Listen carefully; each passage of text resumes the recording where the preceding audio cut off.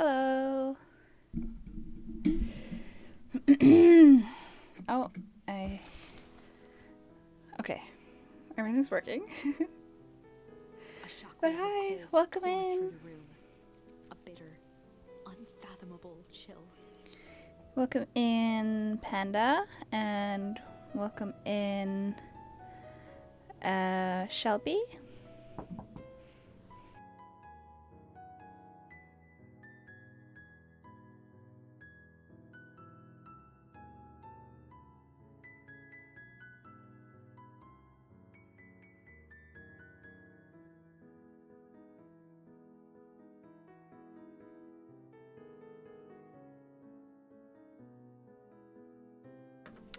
Alright, sorry about that. How is everyone?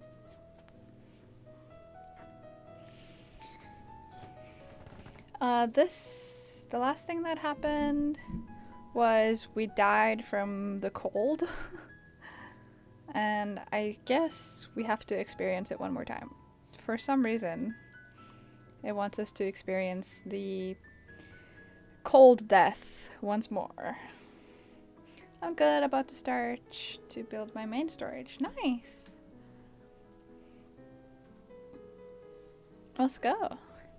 Before they could react, it encased them in ice. Two boys, reunited by friendship, only to be cruelly separated by a malevolence beyond reason. And so, our story ends on this melancholy scene, in a silent treehouse turned statuary. In a town brought low by its secrets, sits a pair of friends, alone, together, for the rest of time. The end. That can't be the ending. It's not the ending. Can't. We have so much other things we can do. I can't remember exactly what, but we have. I hope you won't either. There are more endings, more possibilities. I can feel it. Sorry about that. I just have to move my mic a little tiny bit. There we go. We are just going to have to sort through them all until we find the one that fits. Yep. And we will. We will get it. Okay. So, flight here. Should we try flight here or hard here? I think I want to try flight first. It's going back quite a bit though. Actually, I changed my mind. Never mind, I cannot change my mind. We have to do it. No worries though. Luca drew himself up and decided to take the only option they had left. Flight. He squinted down the barrel of the mission control defense cannon, aiming it through an opening in the dense tree branches. Let's go. He looked up with surprise. They can run away. True and taut. Hi, Mr. Exobucket. Welcome in.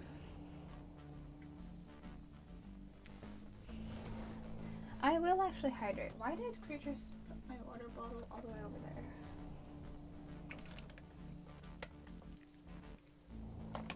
Hi. How are you doing today? So good to see you. Wow, I can't believe that worked. Hey, Mr. Kerr. We'd love to hear your thoughts, but I'm afraid we have places to be. Come on, Iggy. See ya, jerks. Oh my gosh, this is with the messed up Iggy. I forgot about that. Fine, we know where that leads them. This way, we'll take the tunnels. The tunnels? Luca and Iggy winced as What? they sprinted through the thicket. The branches clawed at them, reluctant to give passage. After what felt like a marathon, Luca stopped in his tracks as they reached the clearing. What the? That was all he was able to say before Iggy slammed into his back. The boys tumbled down a steep decline and crashed with a wheezing thud on a surface as hard as ice. In fact, it was ice. Chapter 5. Signs. They stood silently, catching their breath. The sky was like sapphire. With each breath, a plume of steam escaped from Luca's lungs. Let's keep moving. Luca pulled Iggy to his feet as they gazed across a snowy terrain. How? How is there snow? Isn't it like the middle of summer? That was actually pretty badass. Uh-huh. I think we lost them. Are we up in the mountains? I don't think so. If anything, we went downhill. Then what's up with the Winter Wonderland? All I know is there's no going back where we came. Let's see if we can get our bearings. Follow me. Uh-oh. Okay. A disc of smooth metal was lightly covered in snow. 2 faint seams were visible along the surface. A manhole cover? If it is, I've never seen one like it. Huh.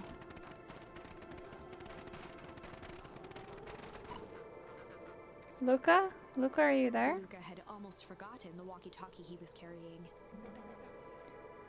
It's that bozo Kerr.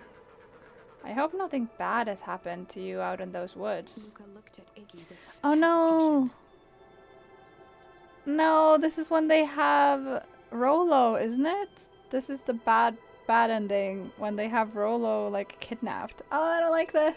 I want to go back. No need to be rude. With a resigned sigh, Luca responded. It seems like the only dangerous thing in the woods is you. He speaks, the young man of the hour. Now, how in tarnation did you end up with one of our radios? Just lucky, I guess. Boy howdy, you Van Horns are full of surprises, aren't you? You knew my parents? I never had the honor of meeting your father, but your mom sure was a handful. Luca winced, shoving the walkie-talkie back into his pocket. We gotta keep moving. There's nowhere to go here. Is there?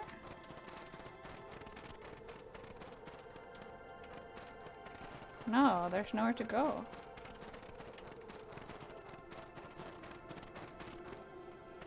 Uh-oh. Oh!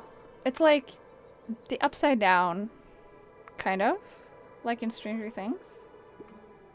Oh, sorry, I didn't read. What's the readout?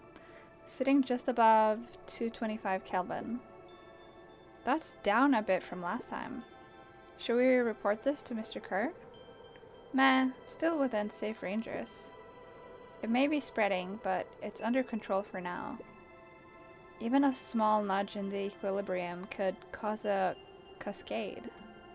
Dude, relax. Just a few more sites to hit before we can punch out. Let's get this over with.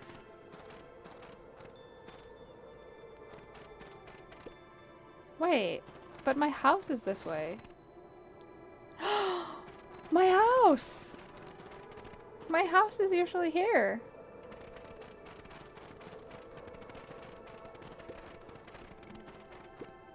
What's all this? Hard to say with all this snow. I think it's a town sign. I can almost make out the letters under there. What town could this even be? It's literally Beacon Pines. There couldn't be another town this deep into Weepwood. I'm looking at evidence to the contrary. Let's figure out what we're dealing with here. Step 1. Snow's gotta go. I'll see what I can do. Jump! I don't know what that would have done, but...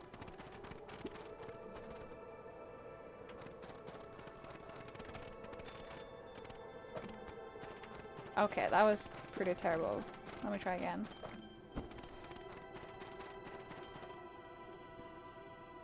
It's Beacon stared in Pines. disbelief at the sign that now clearly read, "Welcome to Beacon Pines." That doesn't make any sense. We're in Beacon Pines? How's that possible? We ran away from town. How do we get back here? I guess we got turned around. Where did all this snow come from? Well, it's been colder than normal lately. There's a pretty big difference between sweater weather and this Arctic hellscape. The puddle we fought up before, it was cold too. Maybe all of it leads to one source. You think it's related? What the hell's going on? We're gonna get you some answers. Let's keep moving. Wait, there was another... Oh, it was just another small snowball. This is clearly Beacon Pines. This stuff looks familiar to you? It looks like the barrel near the puddle I shoved me into. Yeah. I'm sorry about that. I didn't mean to. It's all frozen. Looking down at the frozen stream, Luca could faintly see a school of minnows encased in the ice. Whatever happened here, it happened fast. The fish didn't even have time to run. Or, you know, swim run. Wait. Did we, like, survive the... Wait, I'm so confused. Because how we died last time, literally how we died just before this, was because of the freezing spell. What if we somehow survived the freezing spell and now everyone else is frozen to death? The crunching of footsteps trailing Luca went hush. He looked back to see Iggy's face twisted with confusion. Everyone's gone. What? There's nothing here but more snow. There must be an explanation for all of this. We have to keep looking. You can look all you want. I quit. Iggy, we have to keep going. You don't get it, do you? This isn't one of your pathetic hand atomic stories. We aren't going to save the day.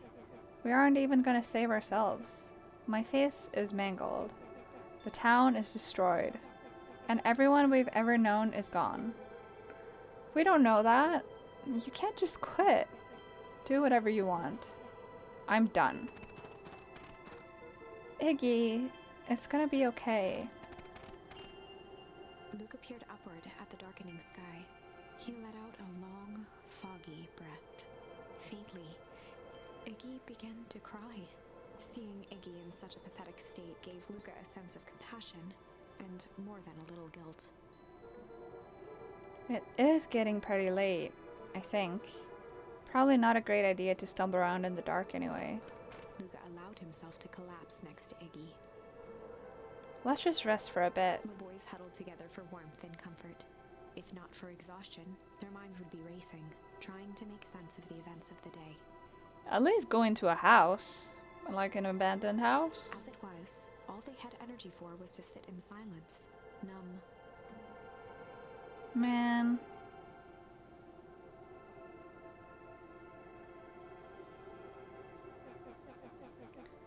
The way the snow covered everything over, it's kinda calming. Yeah. I haven't had time to say it, but thanks. Huh? For getting us away from those creeps. I sort of froze up back there. Iggy, I should be the one apologizing. This all happened because I lost my temper. Nah, that's bull hockey. First of all, you didn't know what that gunk would do. You didn't, right? Of course not. And second, stop with this baloney about losing your temper. But I did lose my temper. Iggy motioned sarcastically to his half-deformed face. Obviously. But that's exactly what you should have done. Huh? I was being a horse's ass. You were supposed to be a horse's ass in response. That's how it works. Iggy, I'm having a hard time following. You wanted me to fight you? Of course. Jeez, you goody-goody types take forever to understand this very basic point. Why would you go around saying cruel things trying to get into fights? Iggy shrugged. It's something to do. You're an asshole because you're bored? Sometimes I just feel empty. You wouldn't understand. You and Rolo are always having a blast together. Laughing and calling that dinky little treehouse mission control. Iggy now wept openly. Perfect little Luca Van Horn. With his perfect little life. My life is not perfect. Everybody in town likes you. Not everybody. Hell, that new girl hasn't even unpacked yet, and she even already likes you. You have Tish. He wiped his nose with a sleeve. I love Tish. Tish is great.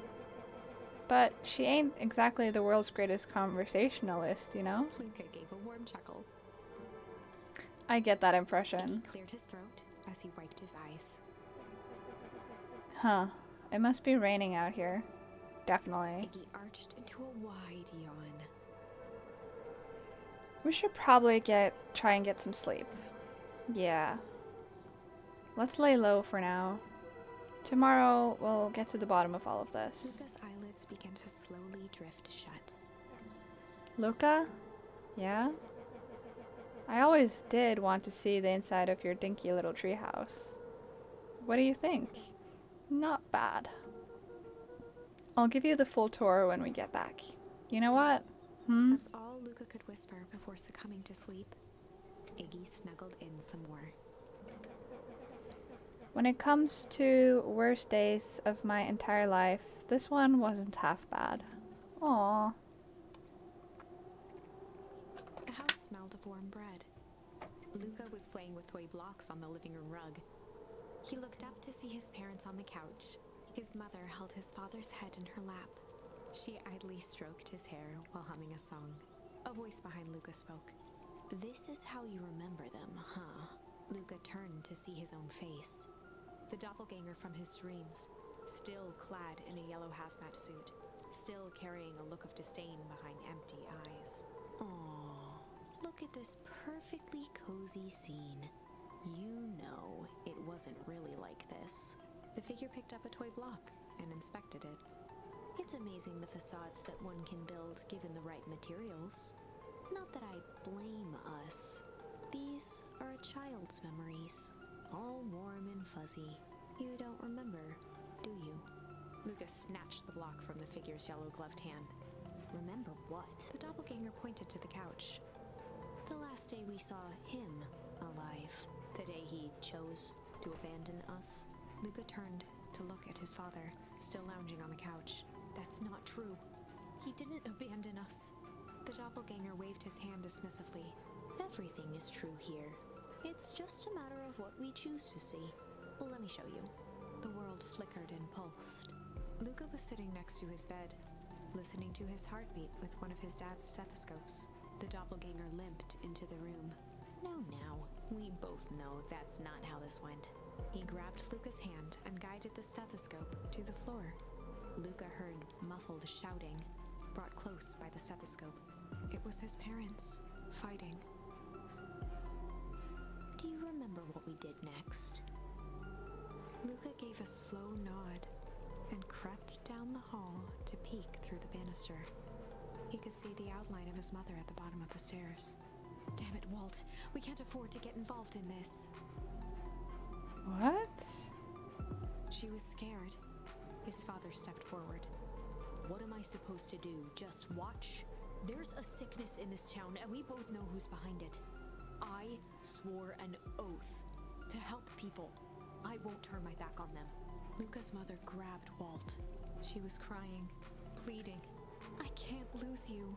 Walt calmly removed Eleanor's hand from his shoulder. What's right is right, and what's wrong is wrong. I could never live with myself if I let Sharper get away with this. Eleanor raised her voice. Spare me your bullshit platitudes. What about our son? Luca flinched, dropping the stethoscope down the stairs. Walt turned with a panicked smile. Luca, is that you, buddy?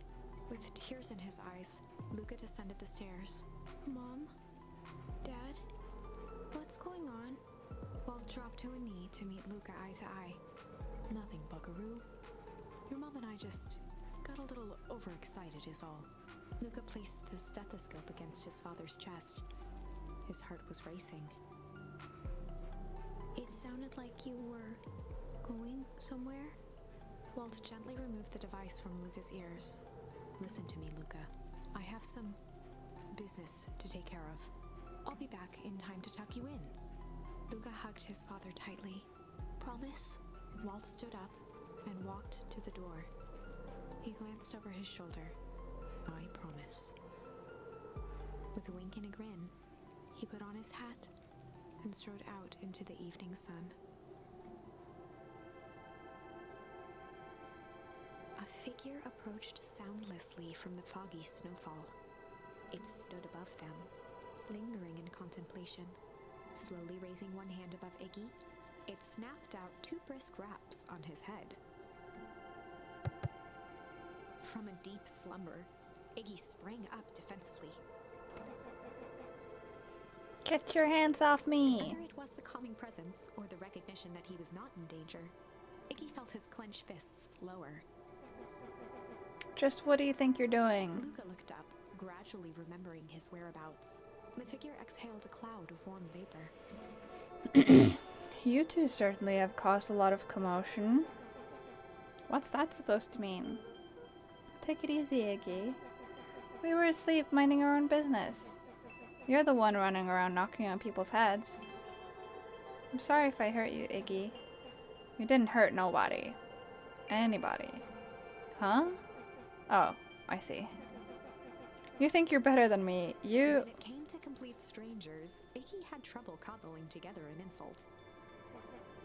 You big-hatted, scarf-necked furball.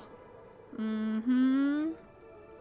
Okay, let's lower the temperature a bit here. Interesting choice of words, I was about to say. I mean, let's just all calm down. Who are you? A friend, an observer, a hitchhiker on the infinite expanse of possibility. Great. How about a name? If you must call me something, you can call me Nat. Iggy huffed with gratification. How about you make like a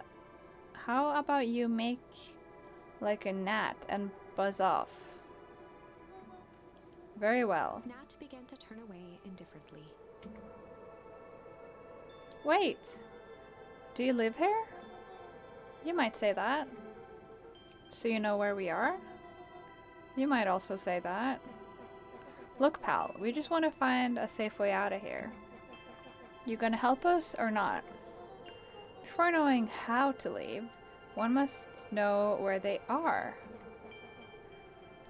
Alright, that does it. Luca, I don't know about you, but I'm getting out of here, one way or another. Iggy turned sharply and began to stomp off. Enough with the riddles. Iggy, wait up. Realizing he'd worn their patience then, Nat relented. Very well, I suppose this is a time for metaphors. I'll show you how to get back home. Luca and Iggy turned around with hope in their eyes. Come here. Nat took a deep breath in. Close your eyes. Nat exhaled slowly, then snapped his fingers. Okay, open them. For a brief moment, Luca and Iggy let themselves believe that some great magic was about to unfold, until they opened their eyes and found themselves in the exact same place, cold and disheartened. This is your home. This is Beacon Pines. Look, Nat, we don't know how we got here. Maybe we stumbled through some time travel gate in Weepwood. Or we teleported to some alternate universe. Or this is all just some cruel experiment by Kerr and his goons. But this is not our home. You're inching closer to the truth. Alas, the reality is much less fanciful. Just give it to us straight. So be it. As I said, this is Beacon Pines. The original true Beacon Pines. Great. feel like it's what I was thinking, like how the world froze over earlier. You both grew up here, but the town you've called your home for the past several years is a replica. A remarkable achievement of engineering, to be fair, but a replica nonetheless. That's impossible. It's too much work. You'd need a whole town to replicate a whole town. Indeed, to pull off such a feat would require immense labor power. That which could be moved would be moved. That which could not would require a precise duplicate. We would have noticed. Someone would have noticed. You'd think so. Unless the auditing was impeccable. A mind-numbing attention to detail. As for the innumerable trivialities which complete the tapestry, oh my gosh, these are too many difficult words. It's too much for me. Well, you can leave that to this miraculous thing we call a brain. It has a real aversion to discontinuity, of revulsion even. The brain has a wonderful way of smoothing out the rough edges, keeping us sane. Wait, what happened to the narrator? Luke and Iga looked around uncomfortably. Why was the narrator voice not there? So you're saying that someone made an entire new town and moved us all and no one noticed? Precisely. But why? Why is the one question that can never be answered with certainty. The best one can do is to uncover... Nat narrowed his eyes, furrowed his brow, and uttered, the source. Why'd you say the source like that? Why indeed? Luca began to laugh uncomfortably. It's all ridiculous. There's no way they could... He looked down at his feet. His eyes started back and forth in contemplation. With a sudden pain, a thought struck him. If this really is home... He sprinted off into the pale distance. As Iggy turned to follow, Nat called out, Iggy! It's not too late to turn back. Simply head west through Weepwood.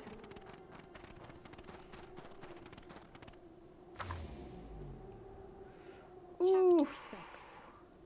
This is completely not at all what I thought it would happen. This is such a plot twist. I did not see this coming at all.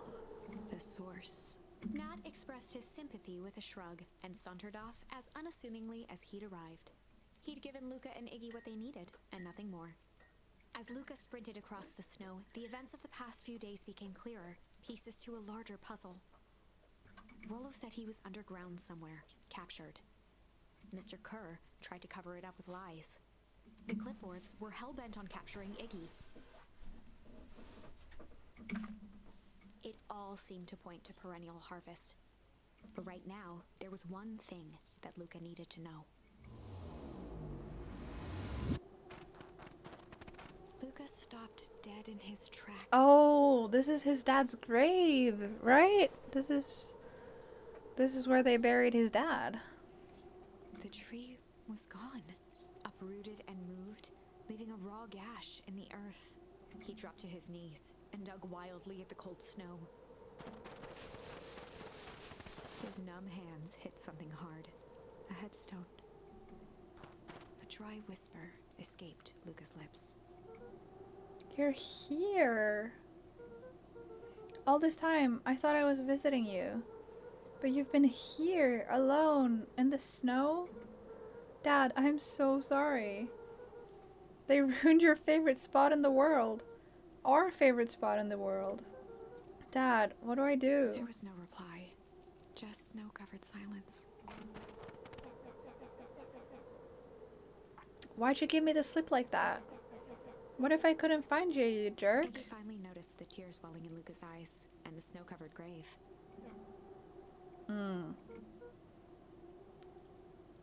Iggy, they stole his tree, Iggy.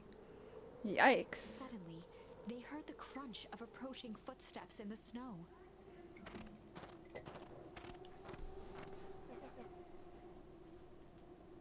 We gotta hide.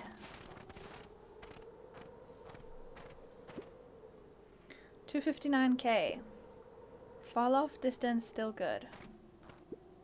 Dude, did you hear me? I said 259. Sorry. You ever think about what we did here? We saved a whole town of people? Doesn't feel like it sometimes. What about everything we left behind? That's the grave of someone with a family. The people who loved them will never know the truth. The truth is overrated. He bent down to scoop up a snowball and lobbed it playfully. Hey, don't be such a downer, dude. We took this job to change the world. Yeah, come on. It's almost lunchtime. Huh, weirdo.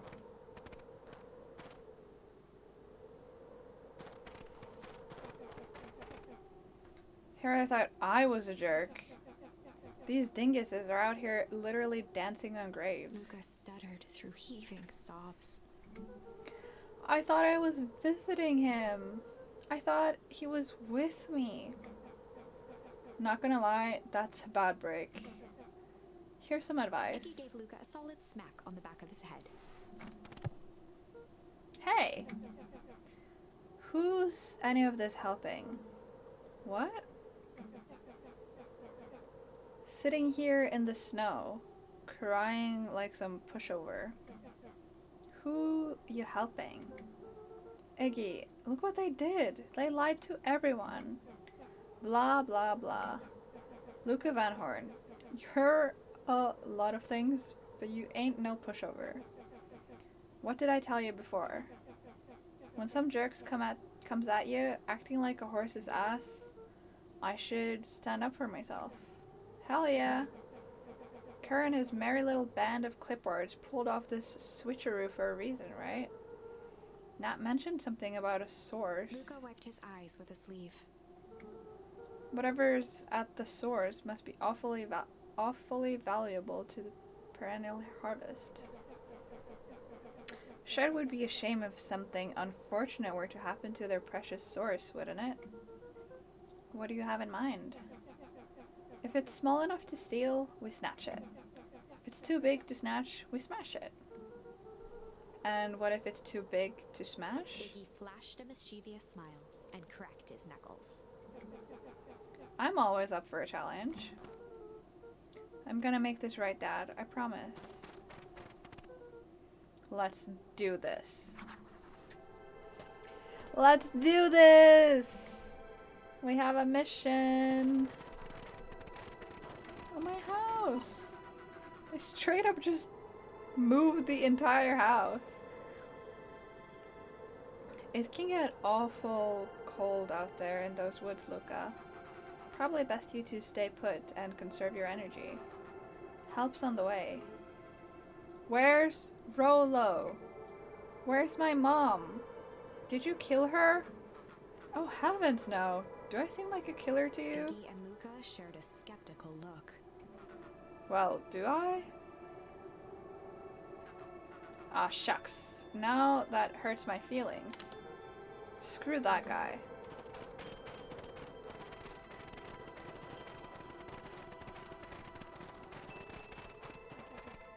Wait a minute. If this is the original town, then that means... Iggy darted behind a large pine and began digging furiously. He emerged holding a shoebox with a crude skull painted on its lid. What's that? Long story. So, a few years back, I, came into possession of some premium grade fireworks. Not the wimpy firecracker stuff they gave kids. The good stuff. So why did you bury it under a tree? That's the long part of the story. You and Rolo were doing chores at Rolo's chicken coop. And you guys pissed me off for some reason or another. Luca rolled his eyes with realization. No, you didn't. Iggy stifled a chuckle. Yep. I just wanted to give you guys a little scare. But like I said, these were some primo fireworks. So I might have underestimated things. You blew up the chicken coop? I prefer to think of it as an incendiary, how do you say that word? Incendiary? Redecoration. Sorry, but you should have seen the looks on your faces. Rolo got grounded for months, which is why I needed to stash the evidence and lay low. So I buried him under that tree. But when I came back for them later, they were gone. I figured some grown-up found them and tossed them. Iggy triumphantly raised the shoebox. Turns out it wasn't the fireworks that got moved. It was us! Unbelievable. That is actually really unbelievable. Is there anything else I can look at here? Do you think this is a game? Newsflash, boyo. You're not a hero. You're a little brat who is in way over his head. A hero is just someone who refuses to give up. Comics these days are rotting children's brains. Everyone thinks they're a spaceman superhero. I was always partial to Hank Atomic myself. Is that so? Do you really think you have a chance against us? You have no idea how powerful we are. Prepare for blast-off, loser. Wait, I want to see if... The fencing listened. Each chain link encapsulated with a translucent layer of ice. Looks like the stuff they put up around Weepwood. The stuff who put up? I don't know. I guess I can't go to the treehouse.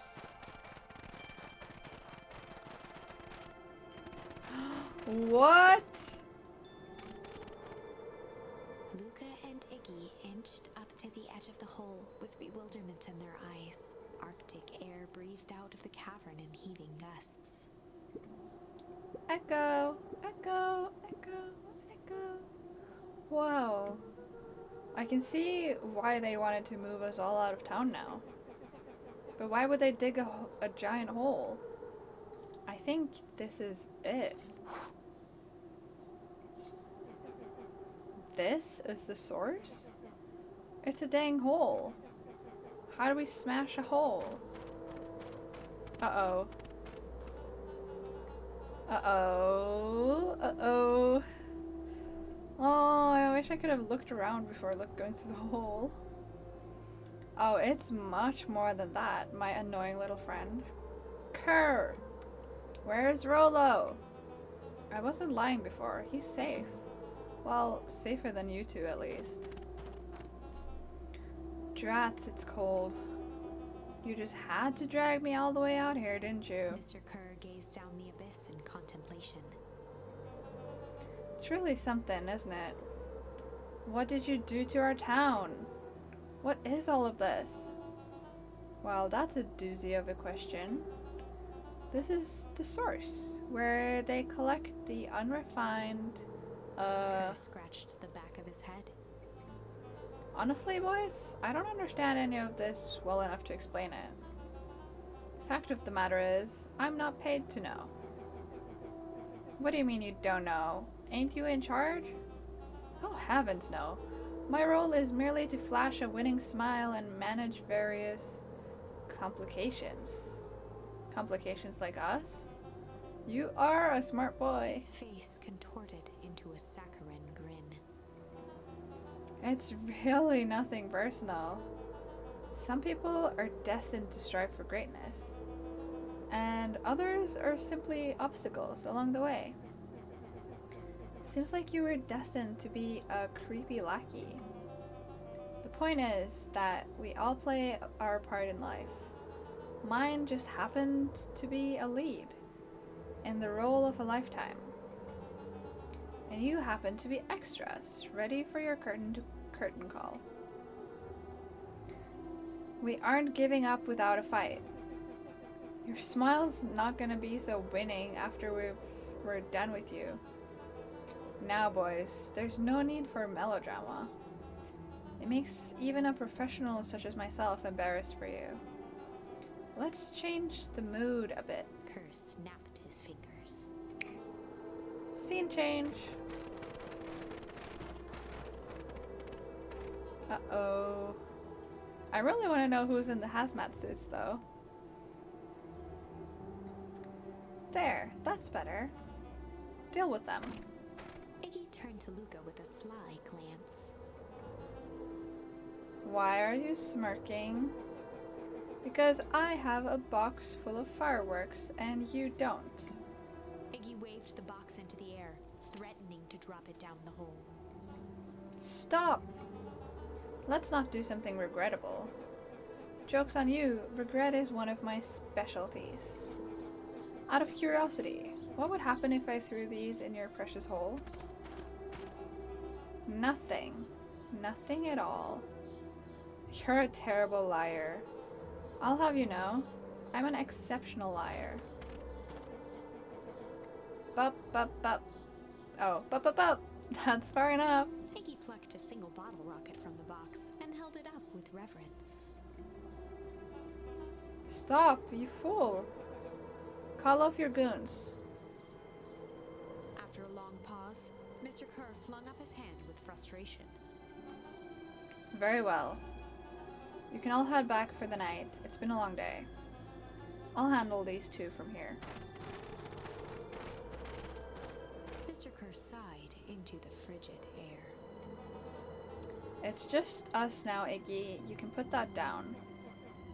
What, like this? With a nonchalant flick, Iggy tossed the firework into the hole. Yes! Let's go, Iggy!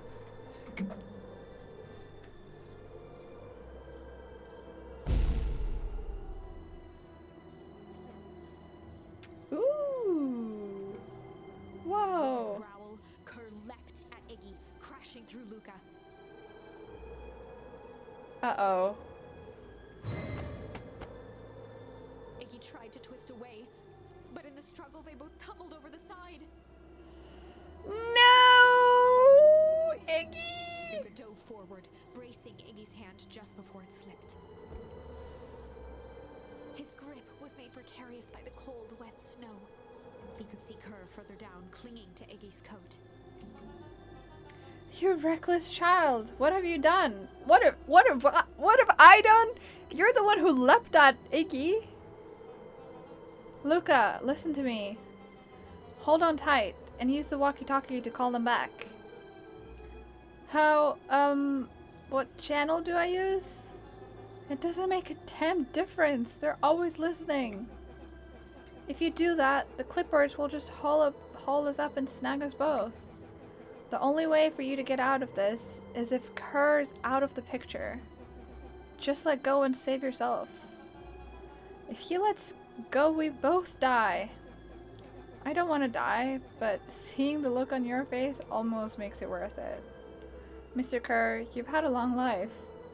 Why don't you actually do something selfless and just let go? Mr. Kerr gasped with insult. Long life? I'll have you know, I can still play 25. You should have heard me sing the part of Phileas Young. With a wild look in his eye, Mr. Kerr began to hum a proud melody. Dum dum dum.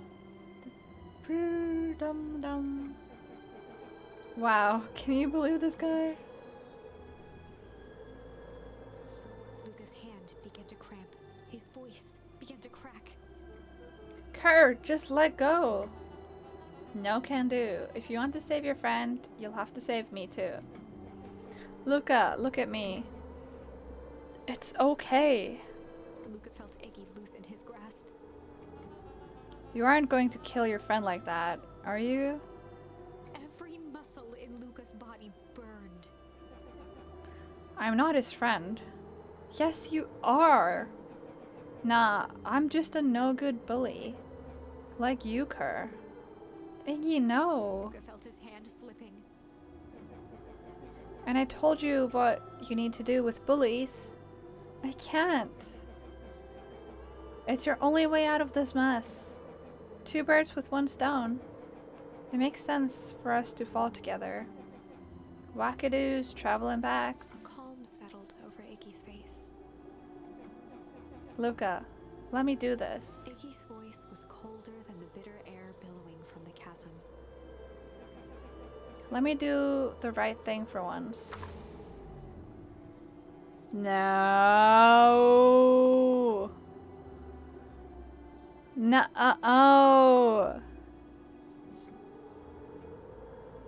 Oh, I can refuse.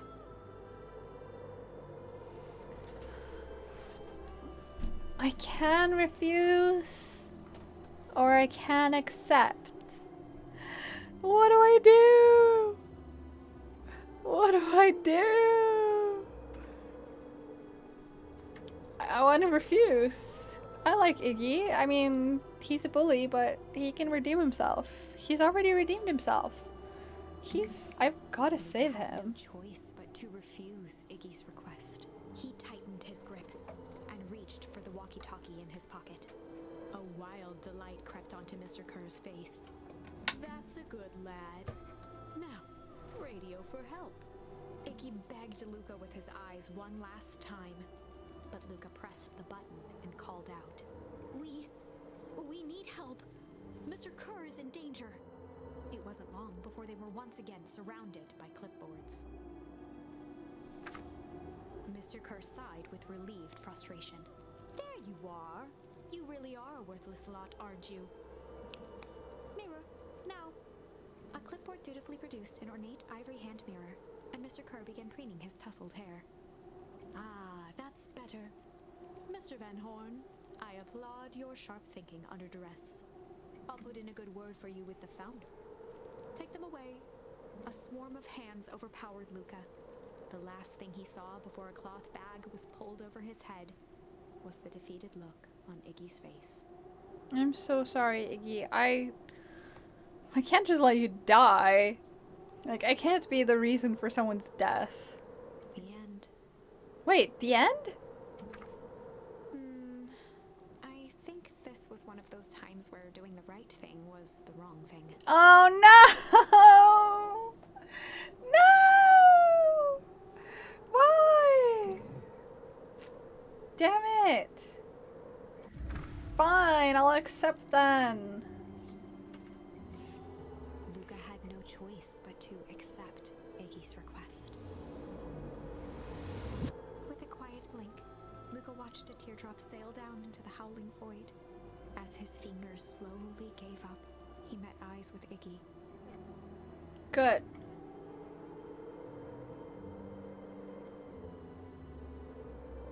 The two silhouettes were swallowed by darkness.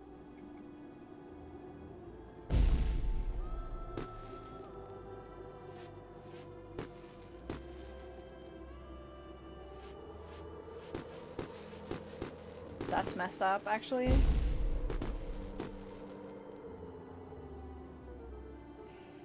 Hell of a goodbye, Iggy.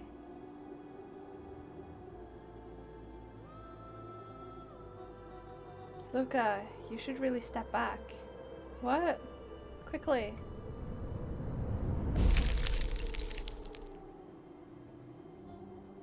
Curious. Ah, but of course. Those fireworks of Iggy's must have been just the right amount of energy. We should get out of here before perennial harvest arrives. Not until you tell me what just happened. Your friend's sacrifice just saved this town. For a little while, anyway. How? Tempest liquamine is a peculiar substance.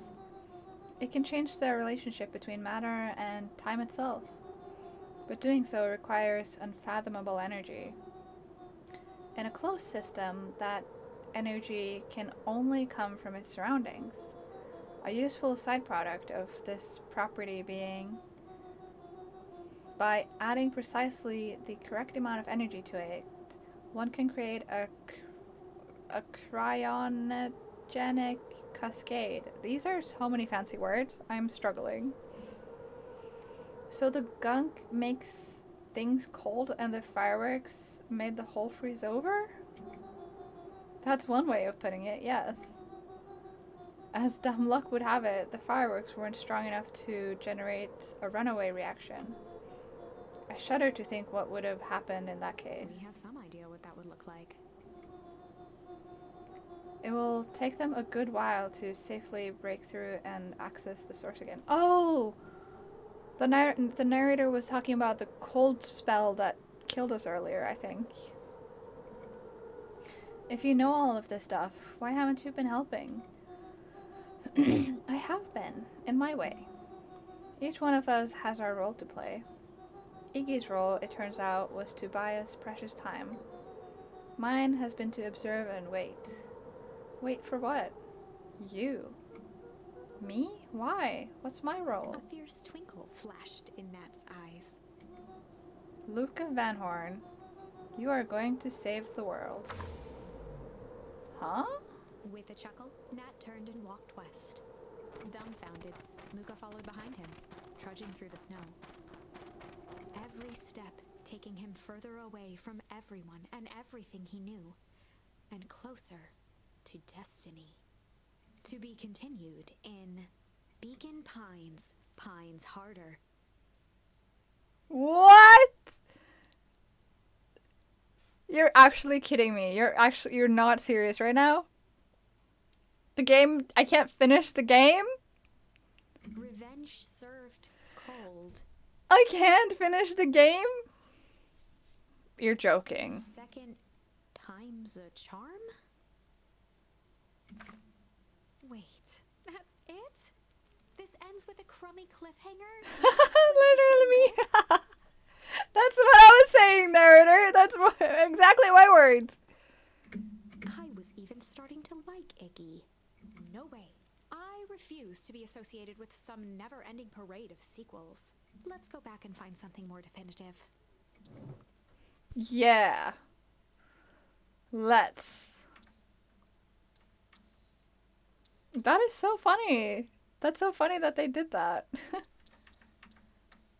Okay, we still have this. We need something new here. We need a new card. At least we still have this one. They'd run the classic good cop and hard cop interrogation. Run the classic good cop, hard cop interrogation. I said it exactly the same way. Rollo brandished a steely gaze.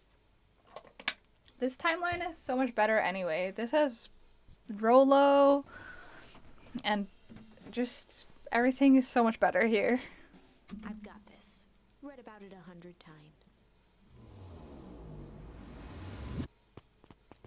Rollo swaggered past the chair which propped up the slumping Hiram Tolliver. Without even looking at his captive, he began with a long, blustery drawl. Well, well, well, Mr. Tolliver. Mr. Tolliver remained motionless. Rollo spun around to face him. He'd clearly expected to rouse Mr. Tolliver with his booming voice. Playing Genshin Impact? I didn't know you played Genshin. I see. Have so much fun. Thank you so much for the lyric. I appreciate it. Mr. Tolliver? Beck and Luca gave each other an unsure glance. Rollo slammed his fist on the table.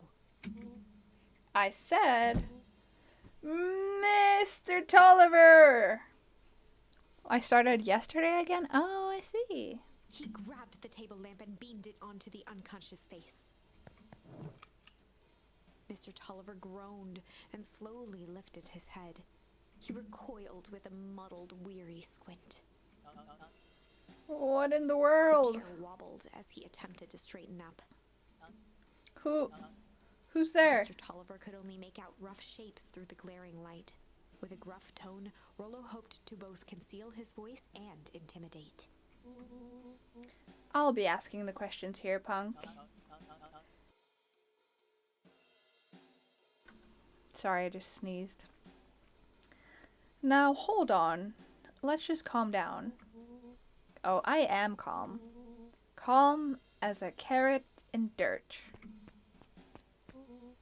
As for you, looks like you're sweating. The doubtful expression on Beck and Luca's faces transformed into awe. We can do this my way, or... Well, let's just say I've never needed another way. Rollo, hitting his stride, was now channeling every detective trope his memory could recall. He slammed the table again. Now dance! What? I don't Mr. even... Tolliver's voice became desperate. He was nearly in tears. You've tied me down. How on earth could I dance? Dance with your mouth, punk. Spill the beans. What are you doing poking around this house? I'm here to help Juniper. To make sure everything's ready. Oh, so you're in cahoots with Gran? Gran? Mr. Tolliver was in a daze, now more confused than ever. Gonna help her blow up the festival, eh? Blow up the festival? Good lord. He shook his head, feeling more and more dizzy. No, you've got it all wrong. Where is she now? She headed to the source. The source? What's the source? It's where His voice faded to a whisper. the town began. Where it all began. What is Operation Sparkplug? With that, Mr. Tolliver passed out cold. Rollo swung around with a repentant grimace. Uh-oh. Damn, Rollo. I think you went a little too hard on him. What did he say about the source? It's where the town began? We need more information. Yeah, but we'd better not push Mr. Tolliver any further. Is there anyone else who might know more? What about the History Museum? It just got set up for the festival. Nah, that tent was put up by the Valentines. Everything they do is just a bunch of fluff to glorify themselves. Is there anything more reliable? The library? If there's any information about this source thing, Kato can help us find it. Let's go get some answers. There's no way it would be here if they're trying to hide it. They wouldn't have a book about it. This is a dang nice library. Thanks. We worked really hard on it. Aren't you a little too adorable to be a librarian? Adorable. Oh, Kato hung out here so much, eventually they gave him a set of keys. I just keep an eye on the place for Miss Novak sometimes. They got you working for free? It's quiet and I get access to all the books I can read. What more could a person want? Fair enough. What can I do for you all? We need a favor. I already told you and Rollo. I can't put you any higher on the wait list for the next Hankatomic. And if you're here with more candy, I'll have you know I can't be bought. Call it a personal code of conscience. Actually, we're looking to do some research. Now you're speaking my language. What are you looking for? That's the thing, we sorta don't know. What do you got on the history of the town? There's the county record archives. What's in those? Births, deaths, newspaper clippings, stuff like that. Pretty boring reading. But they do go all the way back to when the town was founded. Great, we'll start there. Chapter 69, let's go. 6 feet under, 3 towns over. What? The kids spent the rest of the afternoon combing through dusty piles of old county records, desperately searching for anything that could help them make sense of Mr. Tolliver's cryptic utterance. Luca tried to shake the thought of Gran's basement, but his focus wavered. Explosives, messages hidden in jam, dossiers on various town figures. and a corkboard threaded with photos. Gran was the only family he had left. He still couldn't bring himself to believe the worst. But the old map with the symbol of explosives in town square made that difficult. As the sun began to set, the kids were no closer to the truth. Oh, the explosives, they set off the, because the big amount of energy, it set off the freezing spell. Right, okay.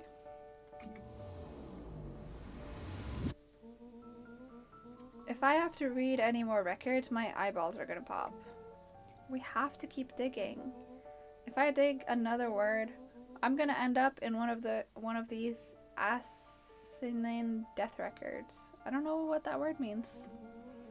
Rollo Cotter lived a full and wonderful life till he read so much boring crud that his brain oozed out of his ears. Rollo shut his book with an assertive nod.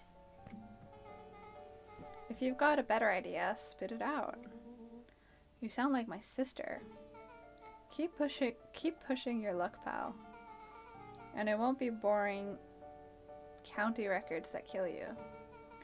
I'll put you in the obituaries myself. Rollo muttered under his breath.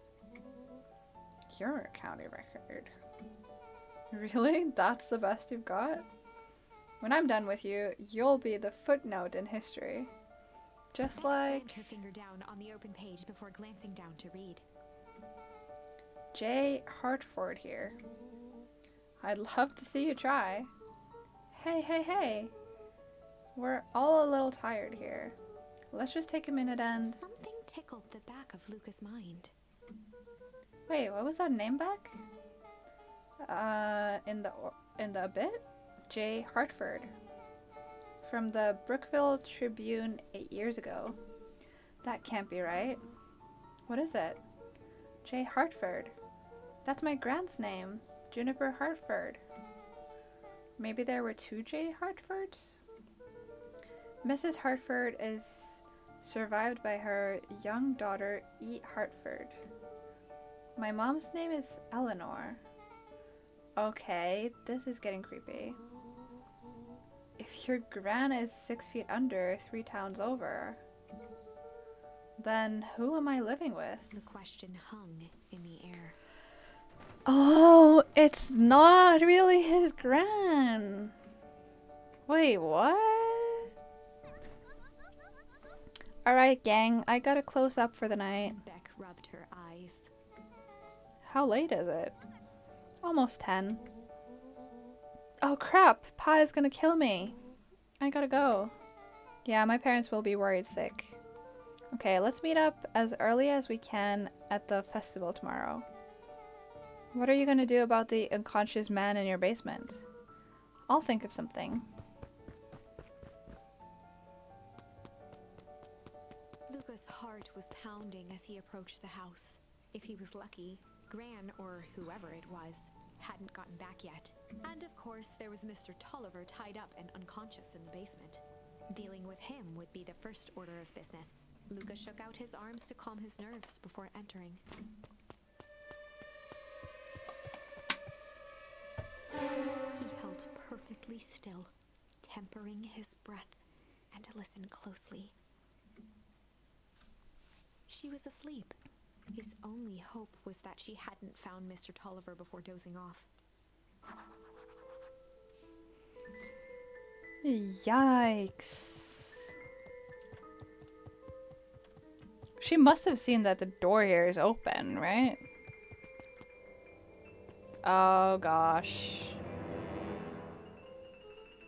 Oh no. Mr. Tolliver was nowhere to be seen. Maybe he woke up, escaped from his bindings, and left without a trace. Or maybe Gran knew everything. What do I do? Luca's hungry stomach groaned. Not realizing it, he'd gone the entire day without eating. Okay, I can figure this out. Just need a little brain food. Luca rushed over to the pile of jam jars, unscrewed one, and shoveled a handful into his mouth. I'm afraid your jam delivery will be delayed. He flipped the lid to read the label. Mr. Nuncrade, haha. Okay, now I can think. So if Gran knows we tied up Mr. Tolliver, I'm screwed.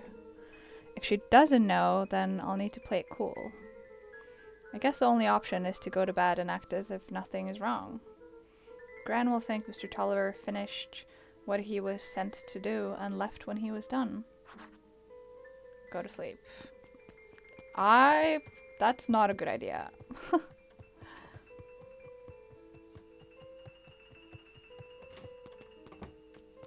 I just want to see if there's anything I can look at. Anything? Anything? Nothing. Nothing to look at. Okay.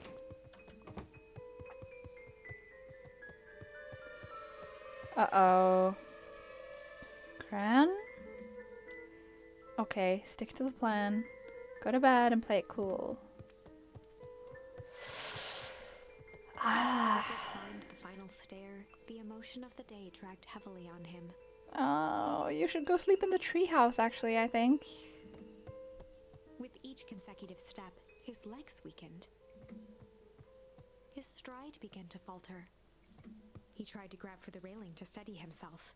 Something was wrong. Oh no, the jam! The jam was poisoned! Come on, legs. Just a few more steps. Luca groaned and tried to move. His limbs might as well have been bolted to the ground. Through numb lips, he mumbled just before falling asleep. The jam? No! No! Granny! Sweet boy. What did you get yourself into? Did I die? Do I die? Is this the end? Rest now and let me handle everything. Oh, I'm fine. Chapter 9. A speech to end all speeches. Luca awoke to find himself face down in bed. He moaned into his pillow. Why would Gran drug him? Or rather, why was she trying to drug Mr. Nuncrede? Good question. Shaking the questions from his woozy head, Luca snapped back to the matter at hand. The festival! Bro, will you have some breakfast at least? Can I go into any of these rooms? No. Is Gran here?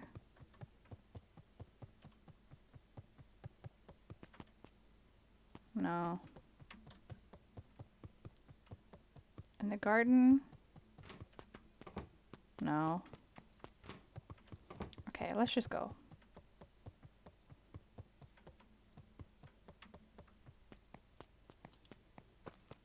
Wait, I want to see the fake tree. Huh. They dug up the entire tree and it survived that? That's crazy.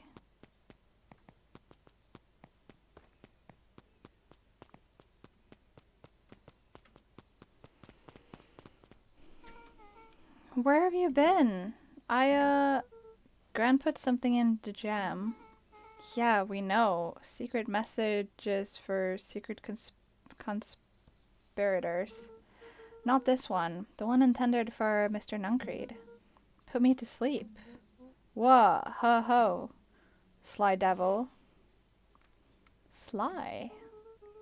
I think she's trying to remove him from the equation. He might be in danger. Have you found anything? We looked around, but haven't seen anything odd. Your Gran is nowhere to be found. But Mr. Nuncrede is just loafing around waiting for the speech. What speech? Mayor Gus just got up on the podium. Everyone's gathering at the stage. Let's get moving. Whoa, everyone's Augustus here. Valentine nervously wiped his brow. Accept Gran. Ahem. Is this thing... hello, Beacon Pines. I'm Augustus Valentine, your mayor, and I suppose you already know that. Oh yes. Before we get started, I just wanted to take a moment to recognize someone who couldn't be here today. This town wouldn't be where it is today without my father, Sharper Valentine. So I thought we could begin with a round of applause befitting such a great man. That was a really bad applause. Even that's more than the old codger deserved. Gus cleared his throat and awkwardly loosened his tie. Right, where was I? Graham Kerr bounded on the stage with the energy of a preacher at a big tent revival. Gus Valentine, He everyone! gave Gus a hearty slap on the back and motioned him off the stage. Let's hear it for our mayor! What a great turnout. Wait, he didn't even have a speech. Aw, heck, I didn't prepare anything. But I suppose I could say a few words. Would be a shame to waste such a beautiful podium. Mr. Kerr pulled a thick stack of note cards out from his vest. Community, conviction, commitment. These are all things we celebrate at Perennial Harvest. For us, these are the pillars of the bridge to a better tomorrow. But I think it's time to add a new pillar. Change. Change is a powerful thing. It's inexorable, unavoidable, and undeniable. And I am dadgum. Dadgum? What does that even mean? Dadgum? Thankful for it. Change is the reason we're all together today. It's hard for me to believe that it was only 4 years ago when fate brought me here. A simple business trip which brought me to a small town which could change my life forever. Mr. Kerr took a moment to survey the crowd. You know what? He wiped away a single tear.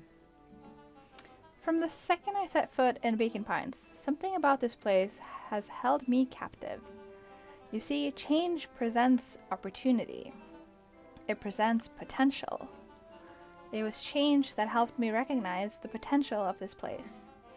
To see that the people of this town, despite suffering great loss, still held onto the things that made them special. He thumped the podium to emphasize each word. Community, conviction, commitment, change. Mr. Kerr nodded confidently, biting his lip. The crowd was silent, in rapt attention. Fate made a perfect match that day. Nothing is more important to you all than community.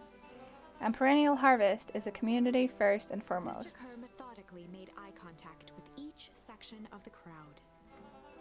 The only way you made it through the foul harvest was an unshakable conviction. A conviction that had a better tomorrow that was just over the horizon. Perennial Harvest was founded on the conviction that we are that horizon. This festival is a symbol of our commitment to each other. His voice began to build to a crescendo.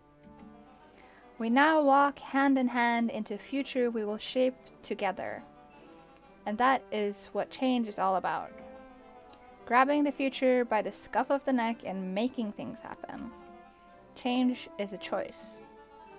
I am tickled pink that we will be making that choice together. What? How great is that? Just imagine what we can accomplish.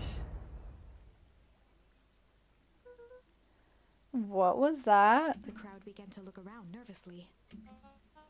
Don't worry, a little thunder isn't going to ruin this day. Everyone remain calm. Was that the freezing spell? Mr. Kerr quickly flicked through his note cards. Where was I? Through all of my travels, I have learned one true thing. One always reaps what they sow.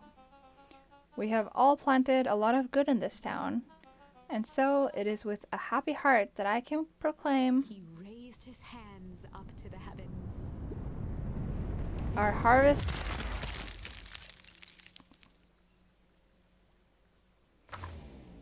Yep, that's the cold spell. A merciless wall of impossibly cold air ripped through the crowd, instantly freezing everyone and everything it touched. For a man like William Kerr, this was a fitting way for things to end. On a stage, with an entire town frozen in rapt attention for the rest of time. The end. There's that ice again! Whenever I think we're getting close, it comes along and ruins everything! Maybe we should just quit? Maybe you should just close the book, walk away, and never think of me again. No, I don't mean that. We got a little closer this time. We just need to try again, please. I know. Wait. There's Sly. But I also... oh no. Wait. I got Sly and something else. I guess it's not here. It was Sly and... what was it?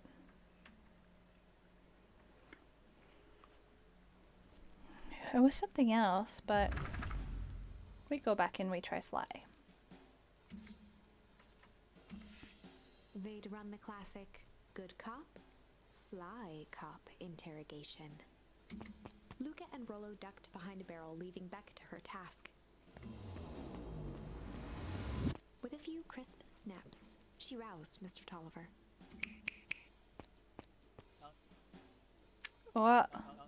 What's going on here? You're that Meadowville girl. Please call me Beck. Sorry about all this. Mr. Tolliver looked down and shifted a bit, testing his restraints. It seems there's been a mix-up. You see, I'm down here for the same reason you are. Juniper sent you here? Beck caught herself before letting the surprise manifest on her face. She'd already gotten him to reveal his relation to Gran. This was gonna be easy. You know how Juniper is with her precautions. Operation Sparkplug has us all on edge. I guess she thought you needed some backup. But she sent a child? What better way to avoid prying eyes? Who would suspect a kid? I suppose that makes sense. Oh, she's smart. Mr. Tolliver wriggled a bit in his restraints. Oh, I'm so sorry. Beck quickly removed the ropes. That had to be uncomfortable. A little, yeah. But you understand. We never know who to trust in this town. Mr. Tolliver rubbed the growing knot on his forehead. Very true. So, it turns out we're both here Beck to... twirled her hand, as if to prompt Mr. Tolliver to finish her thought. destroy the evidence. Beck shook her head and clicked her tongue. Yep, the old gal is nothing if not thorough. Mr. Tolliver let out an amused huff in agreement. She sure is. Can't blame her, though. If anyone were to find out that we're going to destroy the source, well, we both know how bad that might be. No one will know anything once I finish cleaning things up down here. Beck was on a roll now, playing Mr. Tolliver like a fiddle. You're sure you can finish this up on your own? Juniper trusted me for a reason. You can leave the rest to me. Good. There's one more loose end I'll go work on. Loose end?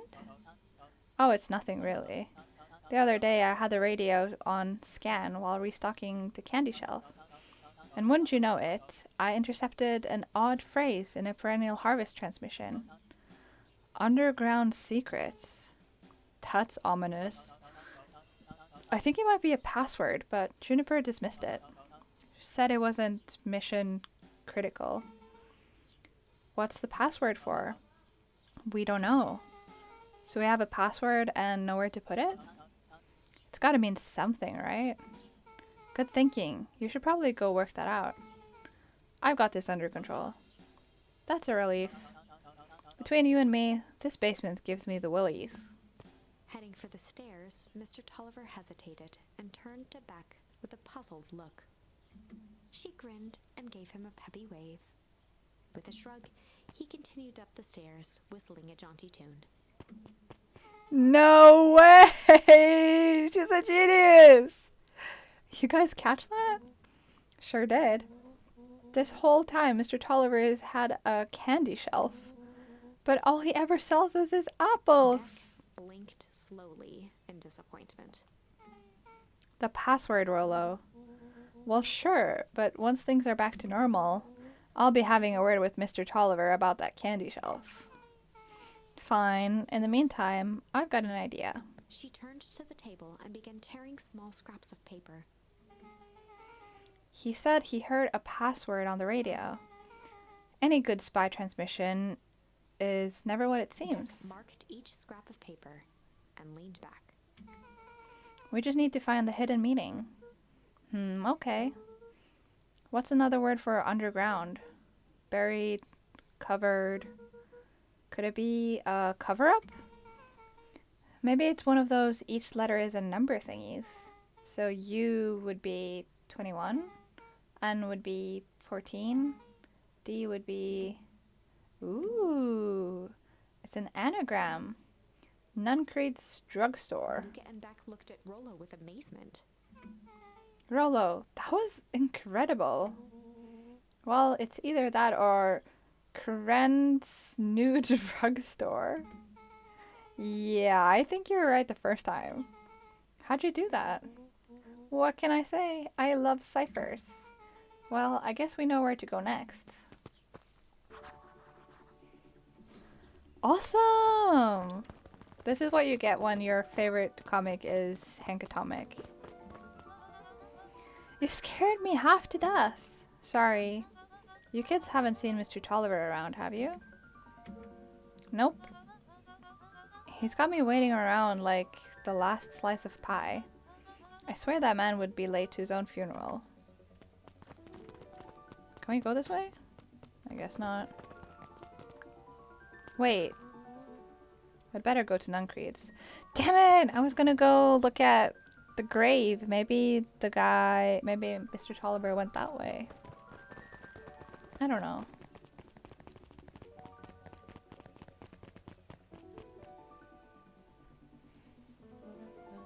You're late, Augustus.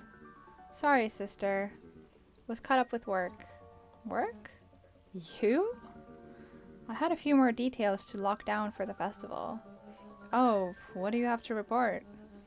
What is this insipid town festival really about? I think Gus looked around nervously. I think Mr. Kerr really does want to do something good for the town. He's actually a pretty nice guy. You should spend some time with him. I didn't pull strings installing you as mayor so that you could make friends.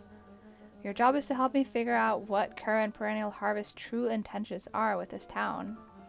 We have a responsibility. This is our father's town. Was. Excuse me? This was our father's town. He's gone, Eris, and he isn't coming back. Father left us with nothing but problems. Mr. Kerr came here and offered to help us. We accepted that help. We didn't agree to them turning Father's warehouse into a toxic dumping ground. That is just a temporary arrangement. The glow can be seen from our damned backyard. They're dumping their nasty little secrets on us. When this all inevitably goes wrong, who do you think will be blamed? Eris's cry hung in the air. We have a new choice to make now, sister. This town is going to change whether we like it or not. Are we going to choose to be a part of that future or be forgotten in the past? It's a shame. Father named you Augustus, but you will always just be a Gus. Good night, Eris. I'll see you at breakfast tomorrow.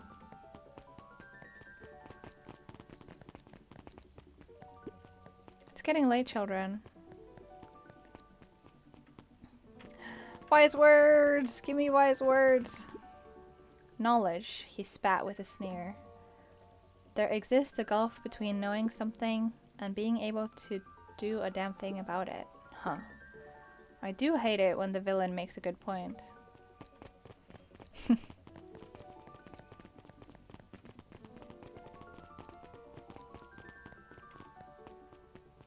The little guy. Solomon stood proudly at the entrance to the drugstore, holding a brown bag overflowing with black licorice. Hey Solomon. We're looking for Mr. Nuncreed. Is he still in there? I'm afraid not. Then where'd you get the candy from? You might say we have an arrangement. Solomon shoveled a surprising amount of licorice into his mouth. Sometimes it's the small pleasures in life. Though we might not always have family to rely on, licorice has never let me down. Well, I can't say licorice would be my first choice. Oh, my first choice, but whatever floats your boat. You can tell a lot about a person by their choice of confection. Oh yeah, I guess. I like sour gobs. I am certain you do. I always wondered why Mr. Nuncreed kept licorice in stock. Wait, I'm just gonna let my dog out.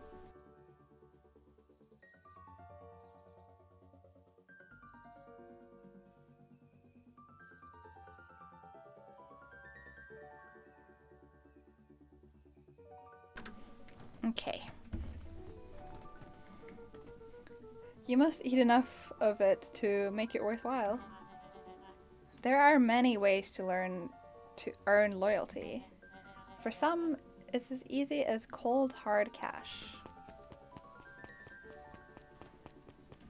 What was that about? Well, he's right. It's locked. There's gotta be more clues. Okay, let's see.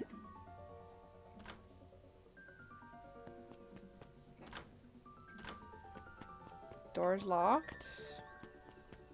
There's an alleyway here.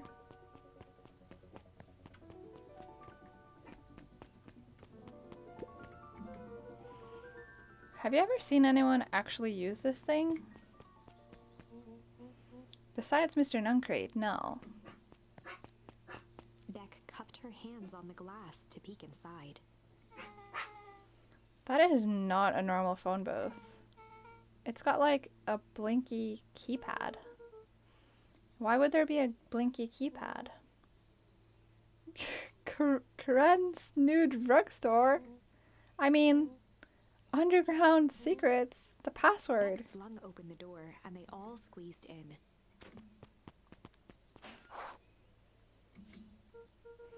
All right, let's see Luke here. cracked his knuckles and entered the letters into the keypad. Underground secrets. Sounds like that did something. Great, now what? I guess we... The inside of the phone booth dropped loose from its shell.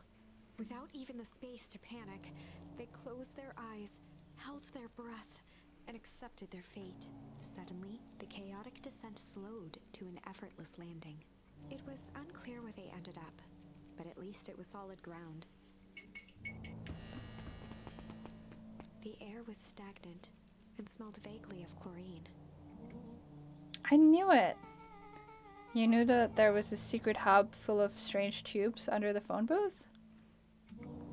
Of course I did. Didn't I say that? No.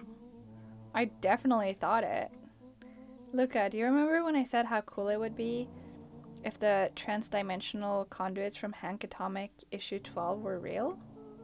Rolo, at one point or another, you've said about every technology ever discussed in Hank Atomic. That's why I'm such a good predictor. It looks like each of these has something written on them. Mining Operations Alpha. You guys have mines here? Not that I know of. This town is all farms and fertilizer. And a series of tubes. Paul always says you can only trust a miner up to the point when they hit gold. Not sure how that wisdom applies in this exact situation. That's the thing about Pat. You don't always realize what he means until it's too late. Oh, great, thanks. Perennial Harvest main office. Of course. That's where my mom works. What does she do? Science stuff? Is she involved in all of this? We just moved here. How could she be involved? True. Valentine Fertilizer Warehouse. Isn't that where you almost got snatched? Yeah. Why would Perennial Harvest have a tube going to the old Valentine place? This is starting to feel like something big. Very big. This suit has a broken mask. So we've found our mystery warehouse keeper. We've at least found their hazmat suit. If it walks like a Nuncreed and talks like a Nuncreed, let's not jump to conclusions. Just saying. That's a lot of buttons. Stand aside, Earthlings. I've read enough Hank Atomic to know my way around sci-fi tech. Fool's hands hovered over the field of blinking buttons. Eeny, meeny, miny.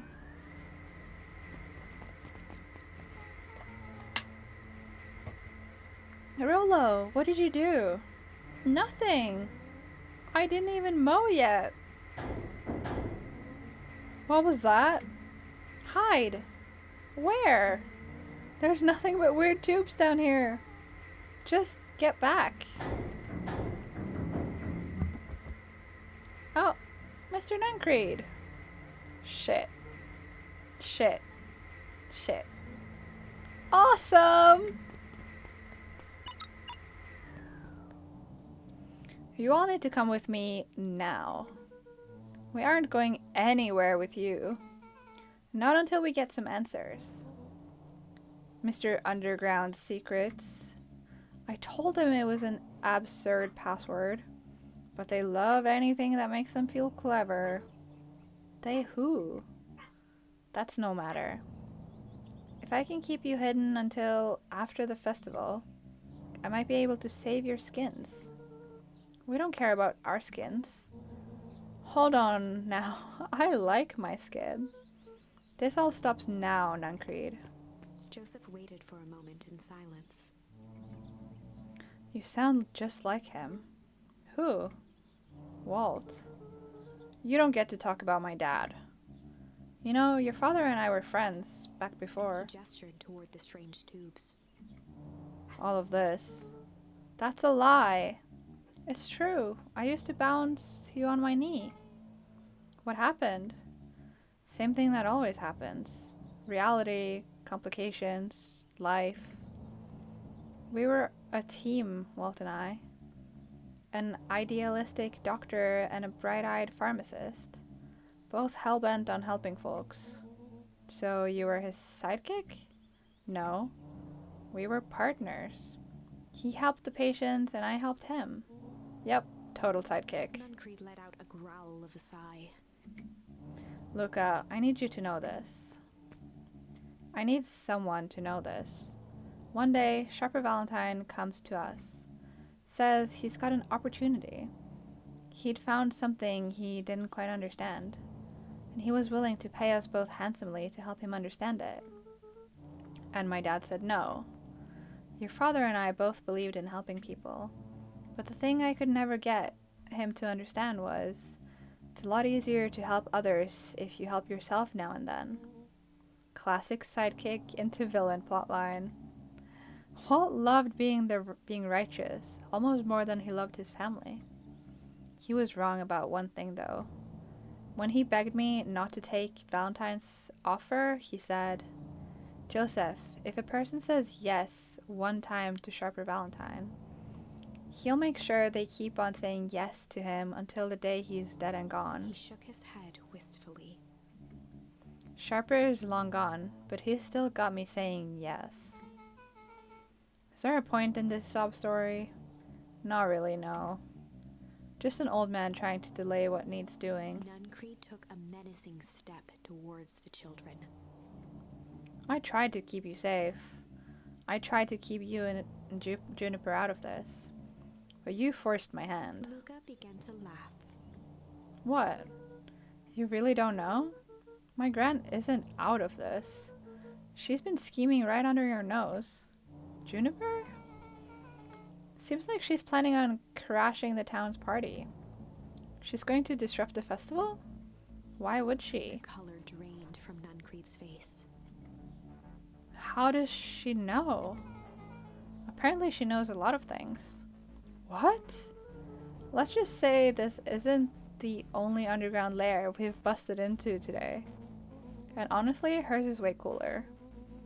She got maps and explosives and bad intentions, big man. Nuncreed grabbed Luca by the shoulders. His eyes were frantic. You need to tell me what she's going to do right now. She doesn't understand what it is she's messing with. Tell me now. She's in danger, boy. I don't know. She had a map with a mark on the fountain in town square. The fountain? But why would... A jolt of realization struck Mr. Nuncreed. She knows about the source? What the heck is the source? If she tries to destroy the source, it could catalyze and... Dear God, she's going to freeze us all.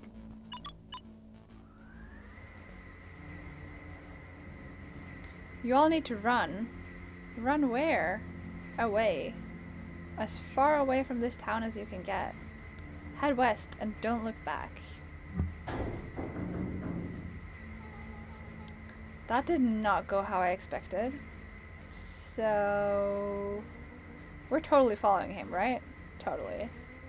See you on the other side. You good? Yep. I love this town. Chapter 8. Alright. I think that's it for tonight. It's getting pretty late, and I don't want to start a chapter that I can't finish because I want to save. And the game pretty much saves around each chapter. But yeah, let's see. I'm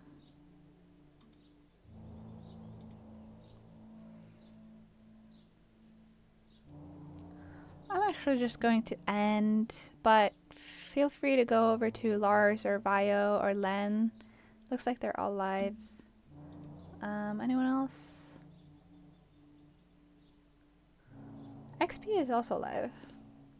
There's a lot of people you can go to. But yeah.